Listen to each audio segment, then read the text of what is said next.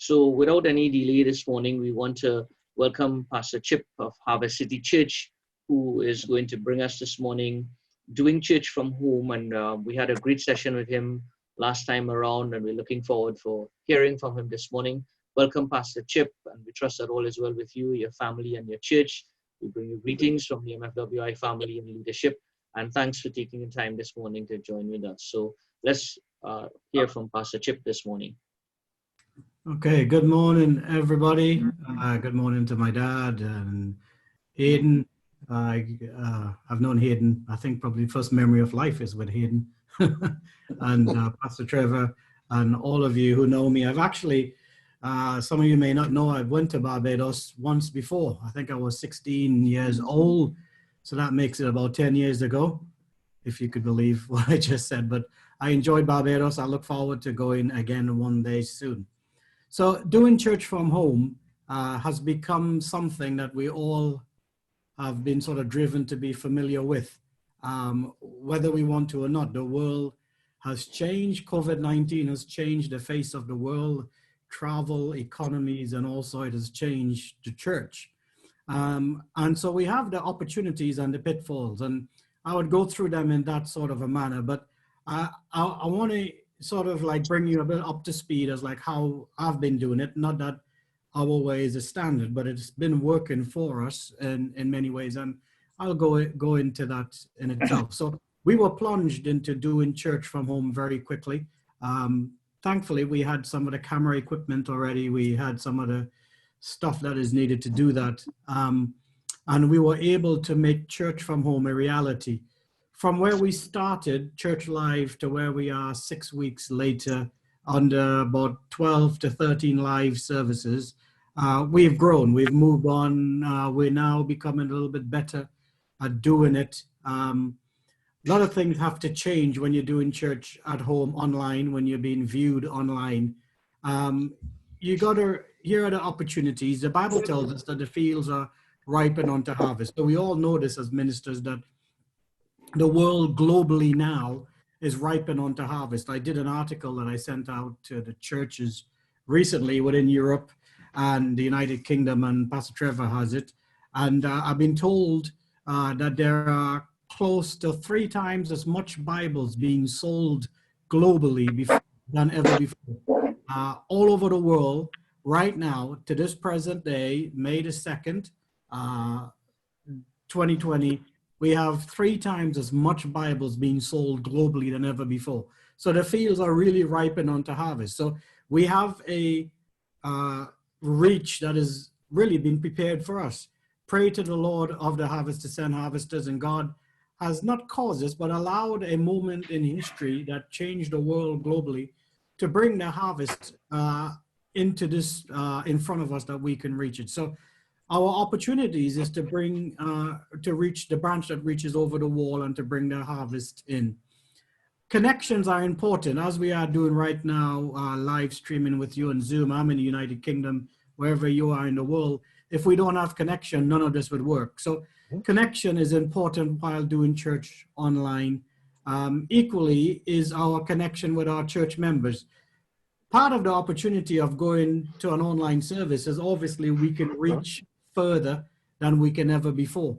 The danger with that is we can get carried away with the numbers of people viewing our services and not really meeting our own members, those who actually pay the bills, those who actually are faithful to our church. And although it's good to have people logging in from all over the world, we have literally people from Japan, all over the world logging in, watching our services. That's exciting, but what's more exciting is our own church people, and that's where our priorities are. We've actually made it in such a way that our tech team has got people online. We've invested in iPads to our elderly folks. I'm not going to give an age because some of you might fall into that age and get offended at me, but we've invested into iPads that we've sent our team to set up at churches, at homes, so our older generation could watch service online. We've realized now, I think a lot of the older generation and maybe generations that are watching now, that thank God for technology. Technology is not evil. If we use it for good, it can make a difference. What you do today with COVID-19 if you didn't have technology. Could you imagine no Wi-Fi, no internet? You wouldn't be able to do any of the things that you're able to do. So the church has changed drastically, and don't think for a moment that your church is going to go back to church that you remember it pre-COVID-19. Church will change forever. This will change the face of the earth, how we do church, how we travel, how we do business. It's not going to go back to business as usual. We've got to adapt and adapt quickly. We've got to get ourselves tuned in really to how we're doing church. And it has changed. The mission field hasn't changed. Our approach has changed. So whether you got the tech down or not, you've really got to learn how to do church online, because that's going to become a reality. Church online is going to become a reality, and a mission field, a lot of us would have to continue for many days to come, even after COVID-19. We've had the opportunity to see in the United Kingdom people saved online, and we're able to send Bibles and connect with them in that way. Community is important in this time, and doing church online, like I mentioned before, is about connection. It's about giving our support in the vulnerable in our community, supporting our doctors, our nurses, our frontline staff, as we call them in the United Kingdom, because that's what a church is meant to be for. It's meant to be one of those that we connect community-wise on there. So some pitfalls, common pitfalls, and I hope you can get what I'm saying, because I'm trying to keep on my time here. When it comes to doing church online, be mindful. People see everything. People can record what you say. Don't do things cheap. Be mindful of what's behind you, what's around you, because once it's on the camera, everybody will see it in that way. Make sure you know that that's how you do in church is important.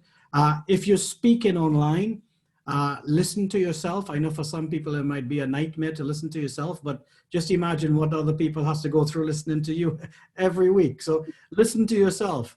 Are you enunciating your words properly? Is your diction right? Is your grammar right?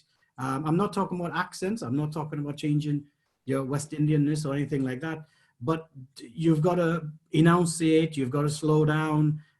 People must be able to understand what you're saying. Without contact, there is no impact, and you've got to make that contact with people so they hear you and understand what you say, and you communicate yourself properly. And this only comes by experience, that you look into the camera. Your preaching style, must I dare go to your preaching style? I know everybody holds that precious. That's who I am, but it will have to change, because you cannot preach the same way as you do with an audience in four walls, like I've been doing for many years in 2 locations. You've got to adapt your preaching a bit differently. My personal recommendation is no longer than 25 minutes preaching. I know some people preach for an hour and 25 minutes. That's way too long. 25 minutes is more than enough. Have the opportunity to pray for people. Know your message inside, know your storylines, know whatever you're going to use that way. One of the things that works for us is YouTube. We use YouTube Live, and I encourage you, if you've not seen our church, go have a look on YouTube. Just type in Harvest City Church in Leicester, United Kingdom, and you can have a look. We're not experts by any means, but it's been working for us really well. I know a lot of people use Facebook and other means, and whatever works for you, then you go ahead and use that. That's fine. Also, what I tend to do is after my preaching, I go onto Instagram Live, which means I can pray for people, I can connect with a church, and I also bring on guest speakers, guest interviews on Instagram Live, and that's been growing and building. I had friends from Greece on there last Sunday. I had friends from Holland on there last Sunday, and hopefully I could bring some of you onto Instagram Live, and I can chat to you, and our church will get to see you. That's a great way. Keeping things simple is important. It's not complicated. Don't overcomplicate the things. Try to invest in cameras. I know you may struggle to get the equipment, but going cheap only comes back to haunt you. So make sure you do things in that way. Now, I asked recently, as I finish, Hayden, don't worry, I wouldn't go any longer, but I asked recently a very well-known preacher who's globally known, and I sent him a message, and funny enough, he replied to me. I asked him, I said, what would the church look like after COVID-19? In your estimation, what do you think the church would look like? The first thing he made note of, and I thought I agree with this. It will be more sensitive to unnecessary activities. Sometimes as a church and as pastors, we can be doing meetings, and we wear the people out. And when we go back to this, we would realize, you know what, some of these things we can drop, we can change, we can tweak. We would take tech more seriously. I think a lot of you pastors, if you agree with me now, if you can prophetically see what would happen, and you probably would have been buying tech for Christmas. You'd have been getting the cameras in, you've been trying to get things in. So I think now we've got to start making our efforts that way. We'll be more gospel centered. As like I said, we're fortunate enough and we're blessed enough to see people saved.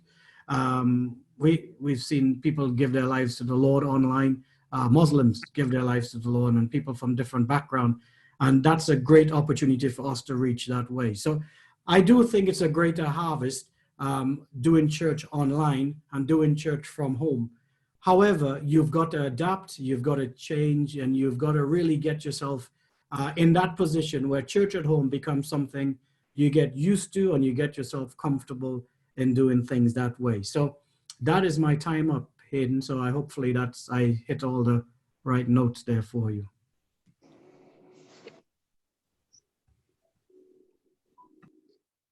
Thank you very much, Pastor Chip. Very informative, and some of the things that we have is us getting accustomed to the new norm. And I think as we move forward, it's not about changing or going back to the old, but continuing to build and grow so that we all can reach a wider audience. And I think it's also adapting to the change that God is bringing into our lives. So thanks for that sharing, Chip. And we are moving into our second speaker, and that is going to be done by our president of our fellowship, Pastor Trevor Joefield, measuring the impact of your online service. And I think it's a very great opportunity, because we can be misguided by some of the things that we see there in terms of the number of views and all those things. So I'm sure that Pastor Trev would really give us some insight and also some enlightenment in this area. So Pastor Trev, up to you. We're glad to have you join us this morning. It's a joy to have you just lead us and continue to take us forward, even in these times that we're moving into this new technology. Thank you very much for joining us, Trev. Take it away. Okay, great. Well, thanks very much for this opportunity. I just need to just give me a moment to just make sure I have this properly adjusted, because I'm not able to see good. So I'm just making sure I get that correctly. Yeah, good. I want to thank God for the opportunity that we have here today. I'm so glad for the panelists that is again here with us today, in particular, Chip and Bishop. Thanks for joining us to make this meeting a success, as well as for the folks in Barbados and all the lead pastors that are here with us today.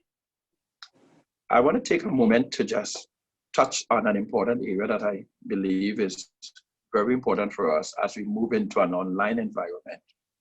I know for some of us, before the pandemic, you were already in an online environment doing church online. But the majority of us, as Chip rightfully said a while ago, were forced into actually beginning an online presentation of the gospel to our people and to the wider community.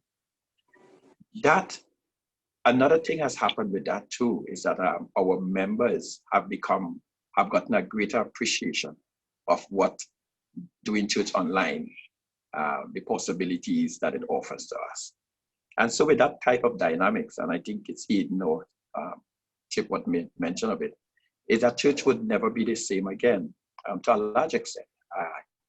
We cannot envision a time when we would be just doing church without at least having an appreciation of what the online community or the opportunities we have to do it online.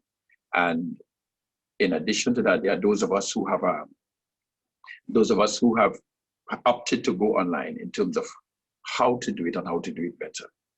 The concern that affects us though is how to have greater impact when we go online.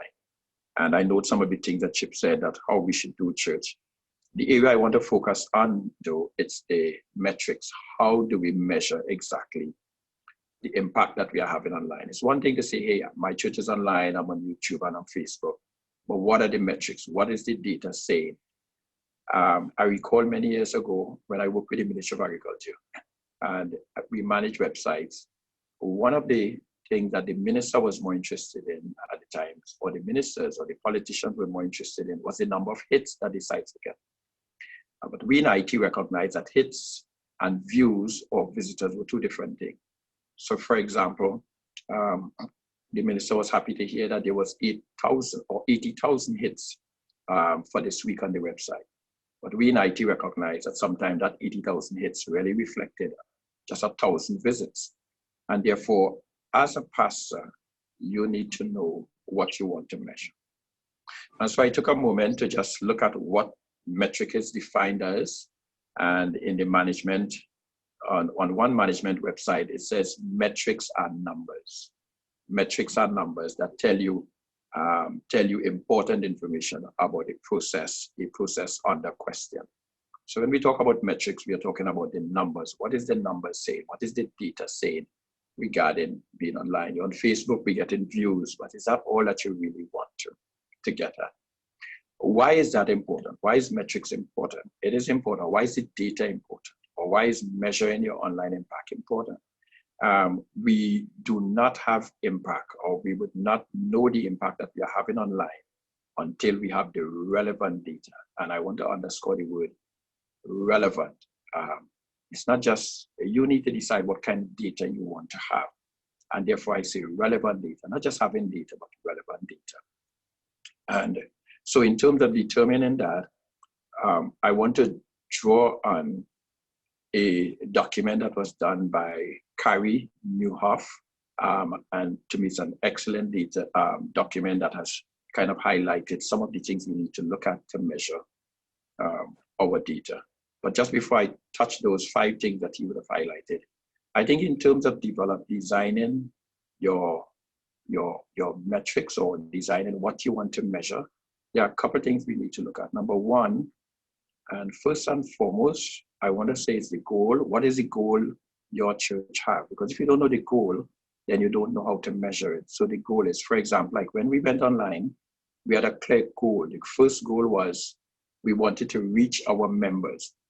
And therefore the metrics that we gather, or the data we gather, was how many of our members are tuning into the service, how long they were tuning in. So we had software that was able to tell us what's going on. And certainly we were able to also see people who were joining from other parts of the country or outside of the country, for instance. But the primary thing for us was, the goal we had was to reach our members, so we were able to measure that. Secondly, you need to know how to get the data. And I want to say this because sometimes when we talk that pastors say, well, you see me, I am not too technically inclined. This is not something you to know how to do, but you must know that it can be done.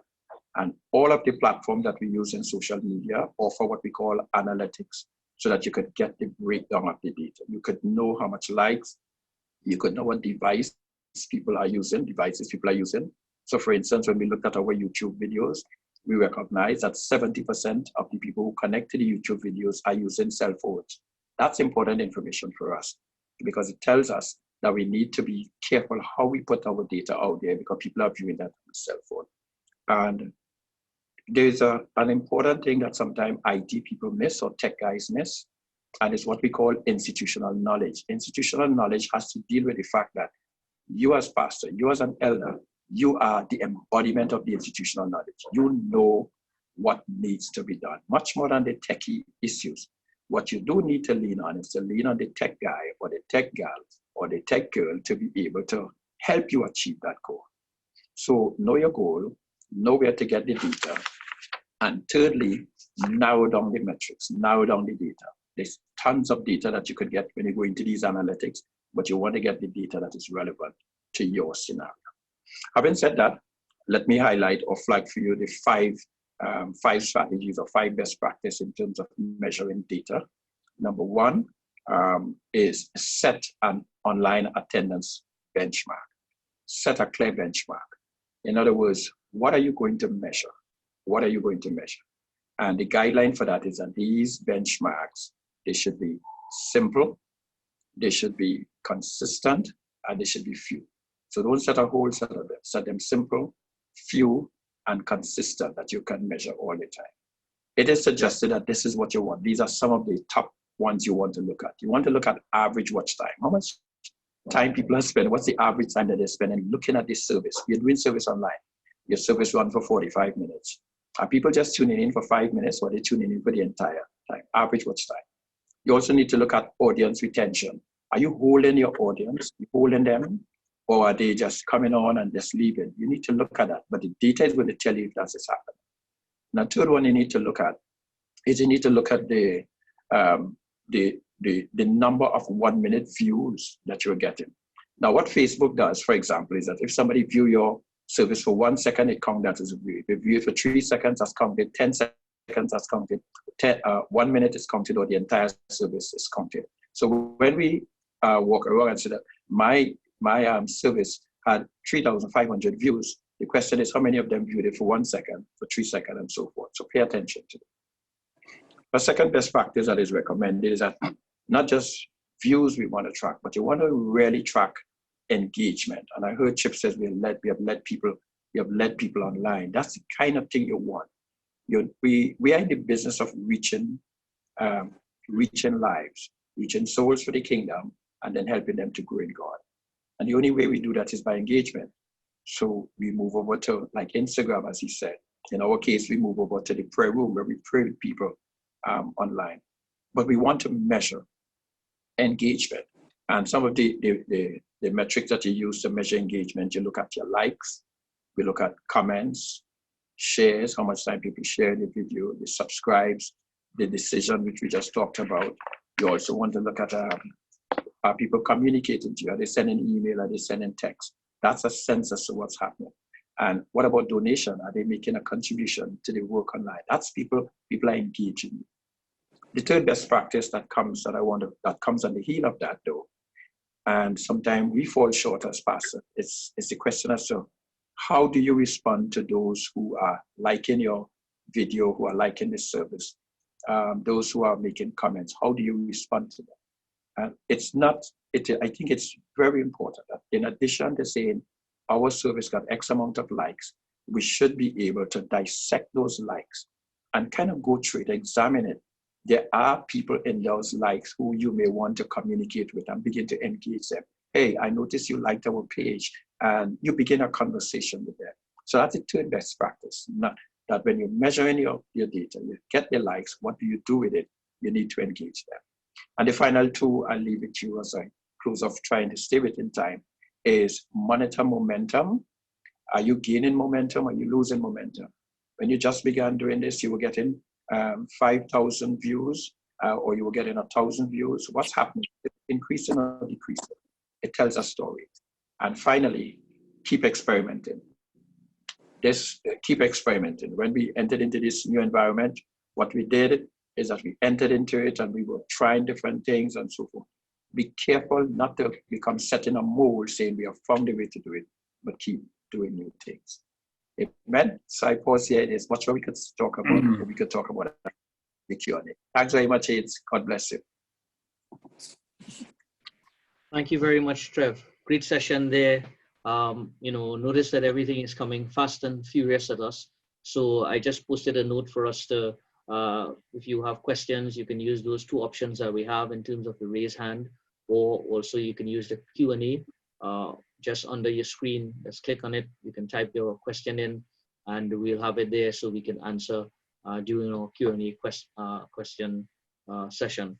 We wanted to just thank Pastor Trev there. Wonderful. One of the things that stuck out for me is those benchmarks, in terms of keeping things simple, few, and consistent. And I think it's important for us to measure those areas and also to keep those things, the consistency in all that we do. Thanks again, Trev, for sharing.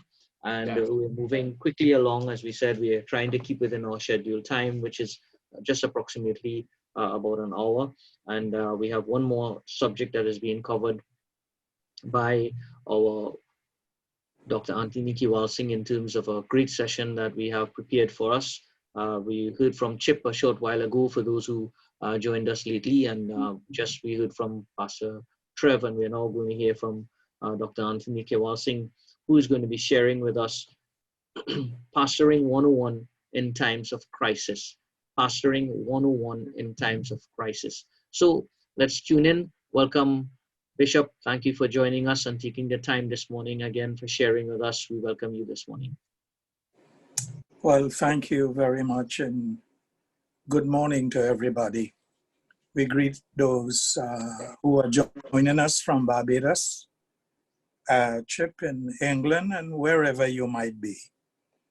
As mentioned, the topic is Shepherding God's Flock 101, and I want to give you a breakdown as far as that is concerned. What the topic is really trying to put across is that shepherding during the COVID-19 era is something that nobody has ever been through. It is purely in an experimental state.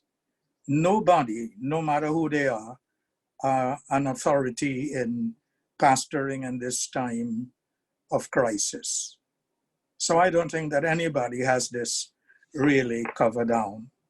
But the main idea and the main focus of Shepherding God's Flock 101 is to have your flock when COVID-19 is over.